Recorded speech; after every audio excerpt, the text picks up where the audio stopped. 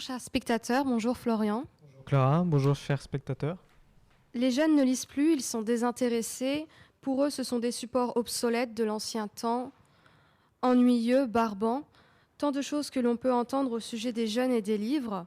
Mais est-ce vraiment le cas? Est-ce que les jeunes lisent toujours? Sur quel support? C'est ce à quoi nous avons essayé de répondre. Au programme de cette émission, nous avons choisi de partir à la rencontre d'une dessinatrice de BD abbevilloise, Alexis May. Nous avons également interviewé Mathieu, le responsable du secteur jeunesse à Studio Livre à Abbeville.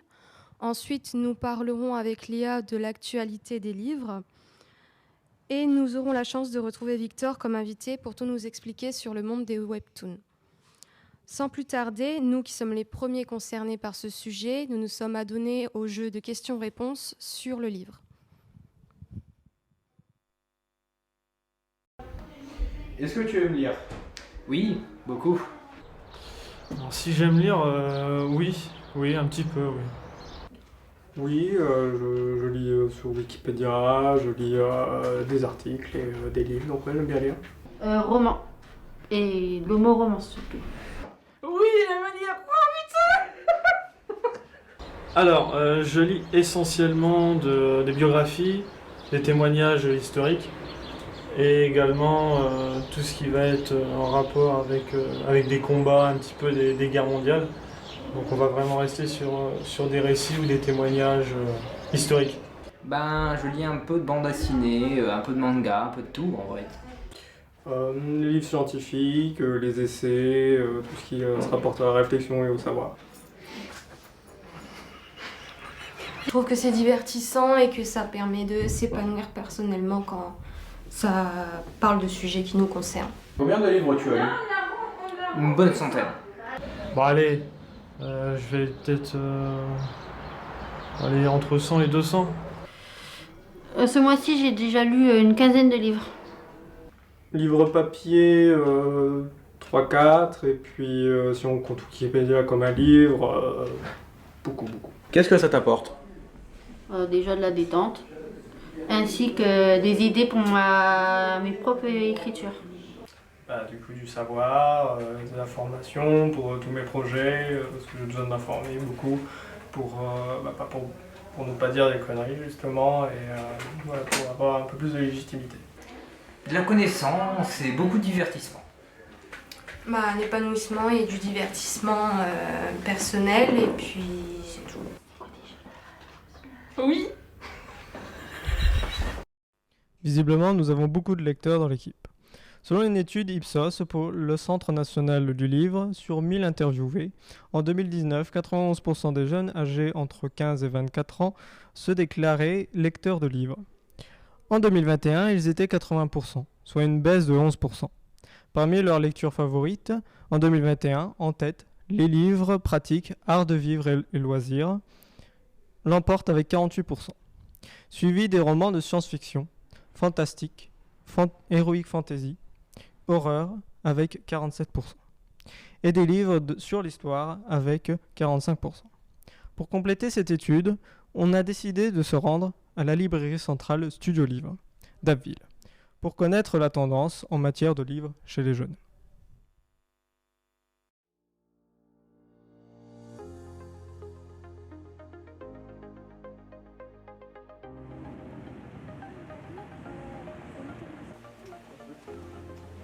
Bonjour Mathieu. Bonjour Clara. Depuis quand l'espace jeunesse a-t-il été créé à Studio Livre? Peut-être une petite dizaine d'années. Le premier étage de la librairie était dédié au départ tout ce qui est scolaire, parascolaire, livres de poche. Et il y a eu une volonté de créer un espace dédié aux jeunes. Et donc, des travaux ont été effectués et tout a été Recentré.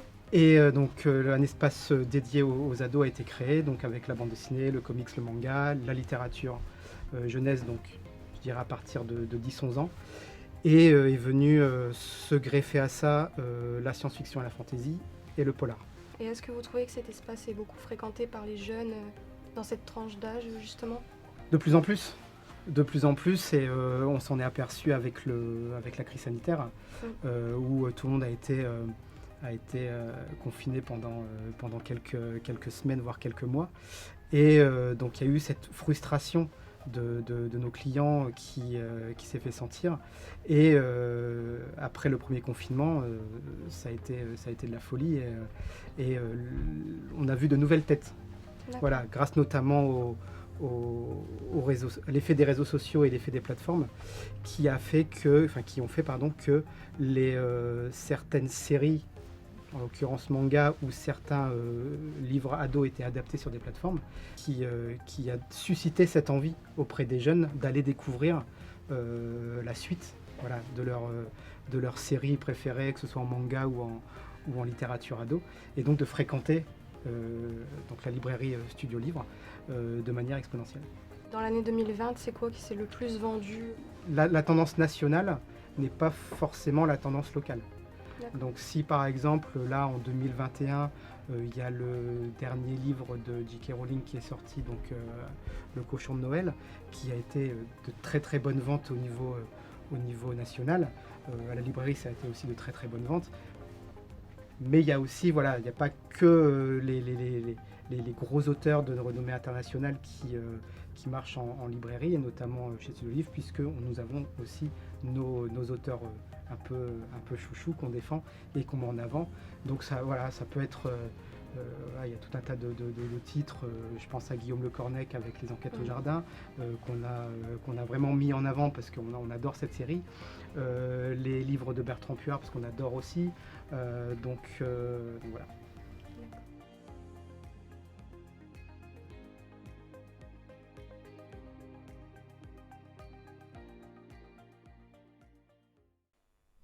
Les tendances à ville sont visiblement différentes par rapport à la tendance nationale.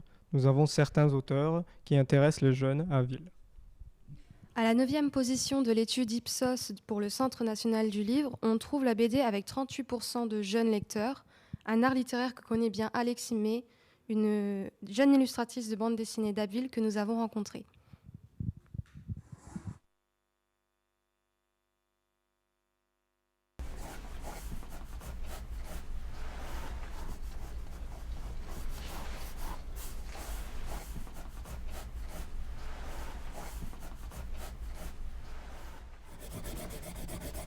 Je suis Alexis May, je suis dessinatrice. Je vis à Abbeville. Qu'est-ce qui m'a conduit à faire du livre jeunesse? Moi, je dessine depuis que je suis toute petite. J'avais commencé à dessiner pour raconter des histoires à un âge où on ne sait pas encore lire ni écrire.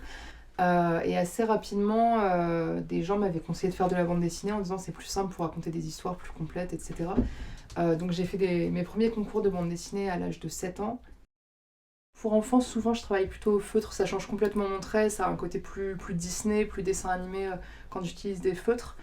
La couleur aussi peut changer, je vais me tourner plus vers des couleurs traditionnelles à l'aquarelle pour des productions pour adultes parce que ça donne plus de matière et de grains, et plus vers un travail à l'ordinateur sur Photoshop sur les bandes dessinées pour enfants parce que les couleurs peuvent être plus vives, plus en aplat aussi, plus nettes. Dans vos différents livres, on a remarqué des styles de dessin qui changeaient.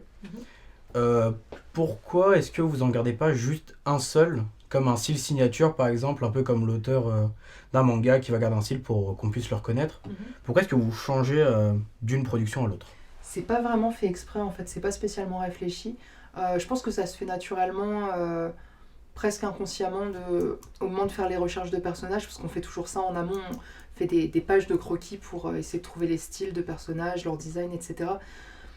Ouais, ça se fait un peu naturellement. C'est-à-dire que pour un album jeunesse comme Lily et Colin, clairement, la demande de l'éditeur, c'était qu'on ait quelque chose vraiment pour enfants qui rentre dans les classiques en fait, pour enfants. Donc j'ai un trait qui peut un petit peu faire penser parfois au manga, mais je pense que c'est plus mon influence Disney, avec des yeux un peu grands, pas forcément fermés au niveau du trait.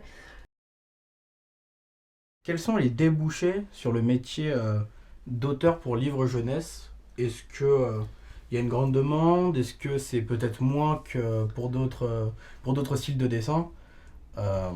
Quels sont les débouchés? C'est un métier quand même assez compliqué, hein, je vais pas mentir. Moi, j'étais prévenue, entre guillemets. Mes parents m'avaient toujours dit c'est pas un vrai métier, il faut que tu fasses autre chose. Donc j'ai un peu fait du forcing pour faire une école de dessin animé. Et après, pour dire j'arrête là mes études et je me lance en tant qu'autrice. C'est pas évident. Faut savoir que moi, je fais plus de la bande dessinée que du livre jeunesse. Le livre jeunesse, c'est vraiment dur de placer un projet. Les éditeurs n'ont pas un énorme catalogue d'auteurs, donc ils gardent les auteurs qu'ils connaissent déjà en général. C'est très intéressant et puis votre carrière, votre histoire, c'est quelque chose qu'on n'a pas l'habitude de voir et c'est très intéressant, c'est instructif si on peut dire ça comme ça. Je vous remercie, c'était un très bon moment.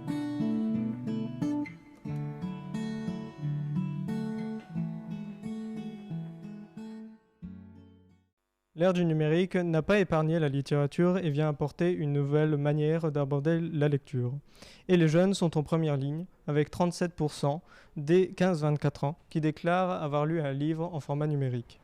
Victor, tu es là parmi nous pour nous parler de nouveaux formats numériques de BD. Est-ce que tu peux nous expliquer ce qu'est le webtoon ? Bonjour à toutes et à tous. Alors, le webtoon, c'est quoi ? Le webtoon, c'est une bande dessinée numérique qu'on peut avoir sur site spécialisé ou sur une application. C'est donc une BD créée pour le format numérique ? Tout à fait. Enfin, pas vraiment. C'est une BD, c'est un terme très européen.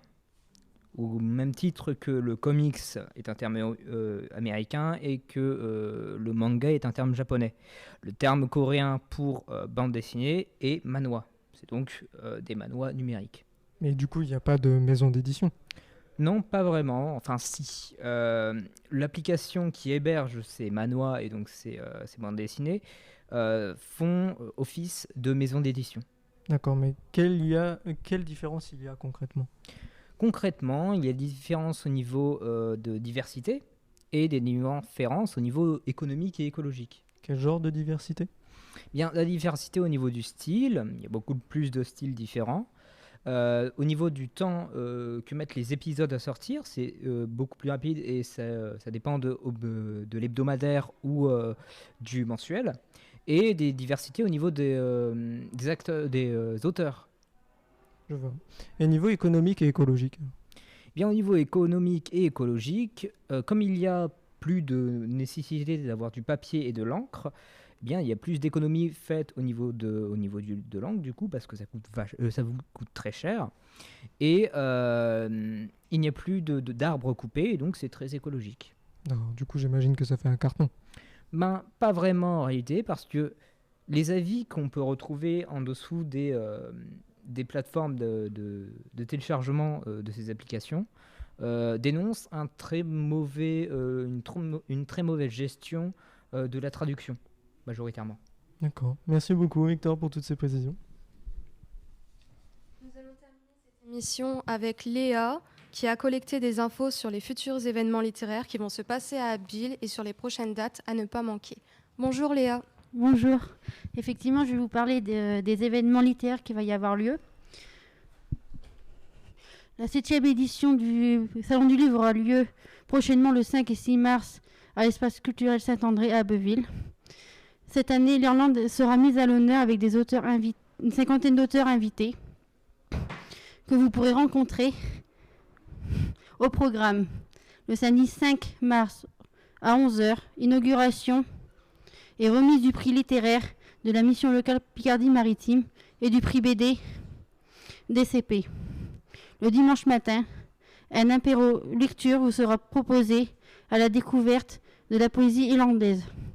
Venez aussi découvrir le triporteur des médiathèques d'Abbeville le samedi 5 mars de 15h à 17h au quartier Espérance.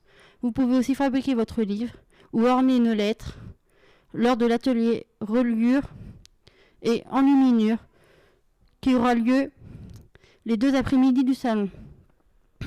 Et pour finir, je vais vous parler de Guillaume Le Cornec, qui est en résidence depuis octobre 2021 à Abbeville. Son projet d'écriture est un projet de polar touristique avec des jeunes. Pour suivre l'avancée du projet, venez au plateau radio du Salon du Livre avec nous, jeunes journalistes de Télé de Somme, et avec Guillaume, le samedi 5 mars à 17h. Merci Léa, nous y serons.